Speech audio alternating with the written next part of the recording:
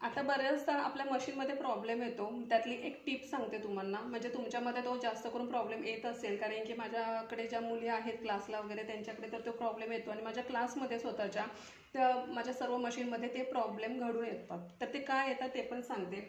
तर कोणता प्रॉब्लेम, ती ज्या वेळेला तुम्ही मशीन दुरुस्त करून आणता किंवा तुम्ही नवीन मशीन घेतलेली आहे आणि तुम्ही व्यवस्थित त्याला ऑइल करताय, सगळं करताय, सगळी काळजी घेताय, तरी पण तुमची ती मशीन म्हणजे जेव्हा तुम्ही पॅन्डल मारता किंवा मोटरची असेल तर मोटरवरच्या पण मशीनला इथे सुई जी आहे ती वरखाली लवकर होत नाही. किती पॅन्डल मारलं तरी तिथे काय वरखाली होत नाही आहे.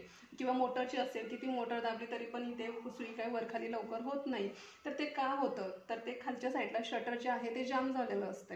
ठीक आहे, त्यात जाम कसं होतं की त्याच्यामध्ये धागे अडकतात. तर धागे पण का अडकतात ते पण सांगते तुम्हाला. दुसरी गोष्ट, आपला कपडा जो आहे आपण पॅन्डल मारत राहतो, कपडा आपला काही पुढे जात नाही, सुईवर खाली होत राहते. तर त्यामुळे आपण काय काळजी घ्यायची ते पण तुम्हाला सांगते. आता इथे बघा, भरपूर मुली म्हणजे माझ्या पण हाताखालच्या ज्या मुली आहेत क्लासच्या, त्या पण ह्या चुकी करतात नेहमी. काय होतं की घाईमध्ये ज्यावेळेला आपल्याला ऑर्डर वगैरे असते तर त्यावेळेला घाईमध्ये आपण ते करत असतो. म्हणजे प्रत्येकाकडून ती चुकी होत असते, फक्त ती न होण्याची जास्त काळजी घ्यायची. आता इथे बघा, आपण आता हा कपडा शिवतोय, ठीक आहे, एक्झाम्पल घ्या की आता हा कपडा मी स्टिच केलेला आहे.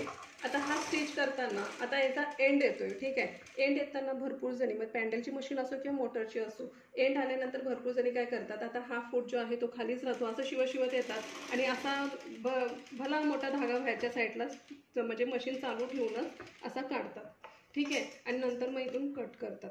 तर तसं नाही केलं पाहिजे. तर त्याने काय होणार की ना, म्हणजे आपली हे जे फूट आहे आणि खाली जे दात्रेपट्टी आहे ती एकामेकांवरती घासली जाते कपडामध्ये नसल्यामुळे, ठीक आहे, एकामेकांवरती घासली जाते आणि जे आपलं खालचे दात्रे आहेत ते घासल्यामुळे कपडा नंतर मग म्हणजे त्याची झीज होते आणि नंतर मग कपडा आपला पुढे सरकत नाही.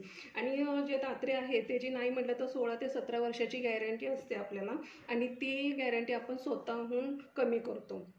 म्हणजे जेवढं ते टिकलं पाहिजे ते त्याच्या आतमध्येच ते खराब होऊन जातात एकमेकांवरती घासल्यामुळे.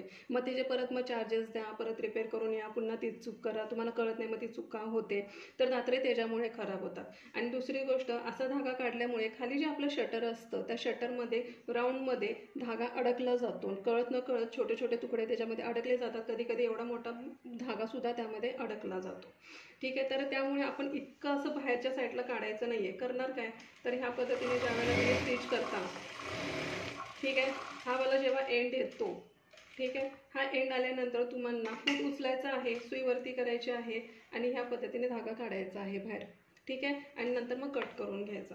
त्याने काही होणार की म्हणजे खालचं आपलं शटर पण चांगले राहते, दात्रे पण चांगले राहत आहेत आणि आपली सर्व्हिसिंग जी येते मशीनची सारखी सारखी ती येणार नाही, ठीक आहे. तर ही गोष्ट नेहमी लक्षात ठेवा. फक्त तुम्ही स्टिच करताना एवढा भला मोठा धागा बाहेरच्या साईडला बिना कपड्याचा काढू नका, ठीक आहे. तर ह्या गोष्टी छोट्या छोट्या आहेत, त्या व्यवस्थित लक्षात घ्या आणि असंच छान छान टिप्स मिळण्यासाठी आपलं चॅनल फॉलो करा, ठीक आहे. बाय.